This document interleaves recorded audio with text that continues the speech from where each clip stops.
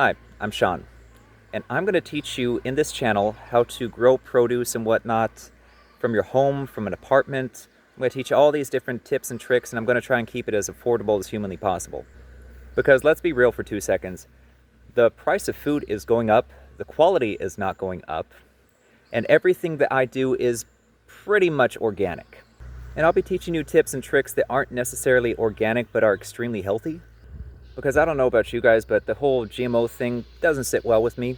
I like to grow my own food, I like to save money, and I like to do it in a sustainable way that every year you can keep growing and growing and growing. If you could save yourself $1 or $2 over the next 5 years by spending a few bucks now, why not? So let's start with the basics. We're going to go into seedlings. And then in other videos, I'm going to teach you how to turn like your lawn into permaculture, which is actually easier than it looks. Yeah, easier than it sounds. It's going to be easy. And I'm going to teach you a few tips and tricks that I personally do that make it really easy for me. Like that, when I say easy, it's easy for me. And if you do the same process I do, it should be easy for you too. And in the links of different videos, I'm going to tag like different Amazon things that you can purchase.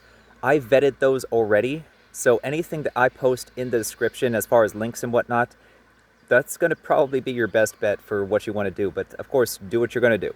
Good God, I'm getting wordy. So, to basics. Let me show you something. So you've got 2 different ways to start seedlings. And don't mind the grass, somebody mowed and forgot that I put stuff here.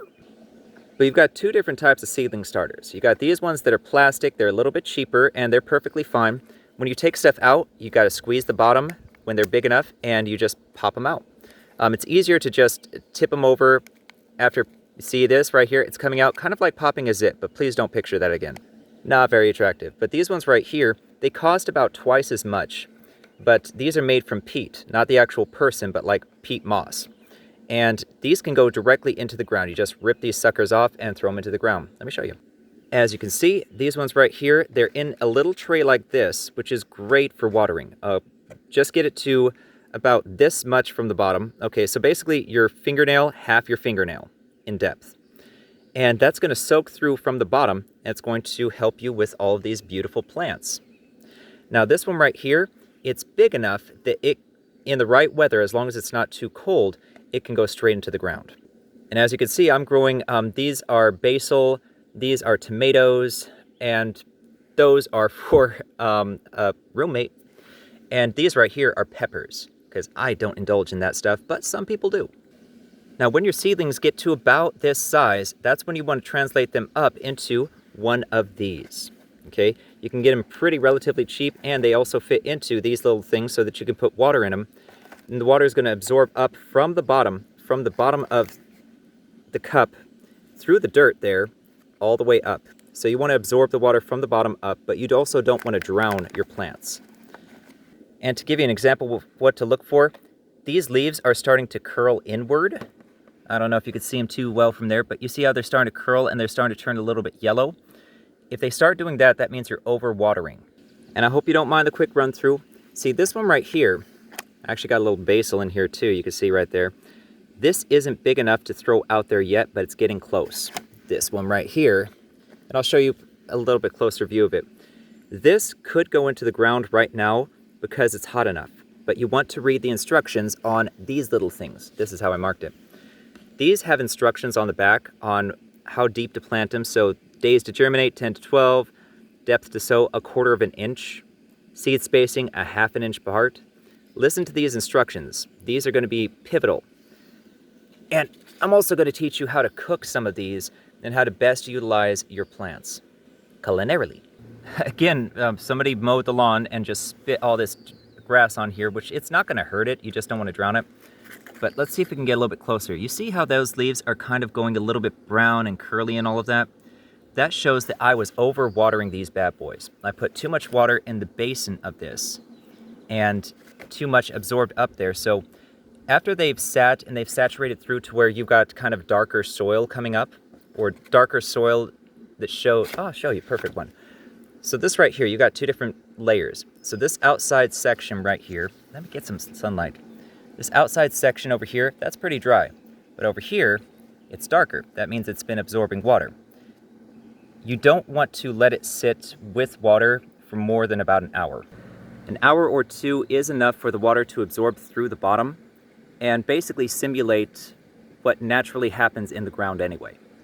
Now these instructions will also tell you how long it takes to approximately get, let's see, days to harvest, 65 to 85. I don't know if I could show this here. The sunlight. But the days to time to harvest is pretty darn accurate. These people have been growing these seeds for a long time. That's why they keep having seeds for you. And if you feel like I'm rushing through this, that's because it's not that complicated to grow things. We actually had a perfect accident. This is because that happened. These fell over. But this is still a good plant. So what I'm going to do, I'm going to show you. So I'm going to create a little divot in here, okay? Just get a little spacing.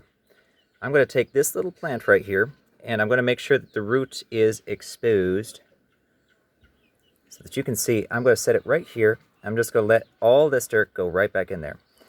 The soil is moist, but you want to make sure that there's some water on it and around it.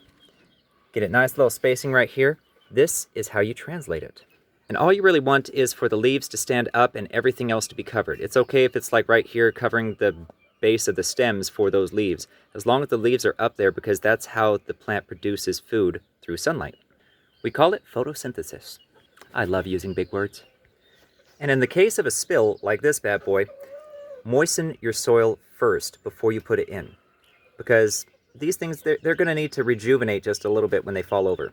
And look at this, I'm doing it one-handed. Boom! I'm just knocking that over so it could stand up. Oh my gosh, it's standing tall. Look at you, all proud and stuff. And rinse and repeat for the last one. So, oh, it got knocked over. No, get over here. Stay strong, stand tall. And that's exactly what we wanted to do. And this leftover dirt, not a big deal. So when it comes to dirt, let's talk about it. So you can use some very basic soil from Walmart. I mean, we're talking the cheapest topsoil they got to start your seedlings. Because the seedlings, let me show you something, because I totally skipped planting a seed. So the whole concept of sow depth is basically like if it's 1/8 of an inch, put the seed on top of soil and then sprinkle more soil on top of it. If it's 1/4 of an inch, that's about the size of your nail. That's half a nail. But it's definitely easier to put the seed in and then sprinkle soil over the top of it. And I mean, use best guess, because these seeds, I mean, they exist in the wild anyway. They are going to be fine. And to be perfectly fair, you could technically just plant the seeds directly into the soil, because that's what history has done since the beginning of time. So let's wrap up the seedling process. I'm going to show you how to translate one of those things into one of these. And I'm going to do it one-handed. So as mentioned in the beginning of the video, I'm just squeezing underneath this, and I'm kind of sticking my finger through here. You see how it's coming up like that? Yes. So what I'm going to do is I'm doing the 2-finger method. Ugh. No, don't do that. See, mistakes happen, but it's okay. It's okay. You're gonna be good and happy, big boy. So I'm doing the 2-finger method, meaning I'm digging in 2 fingers and creating a path for it to go into.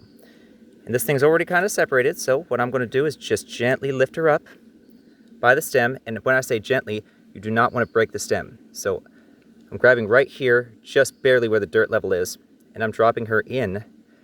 I'm calling her because, you know, she's going to have fruit. And the 2-finger method for one of these, like 2 fingers, let me show you. 2 fingers goes in almost perfectly. So when I do the 2-finger method, this works almost beautifully. And then I just push the dirt in. I'm going to give it a little bit of moisture. And I got a watering can because I'm just kind of posh with that. But literally, all you got to do is just a little bit of sprinkles. It's got a little bit of water in there.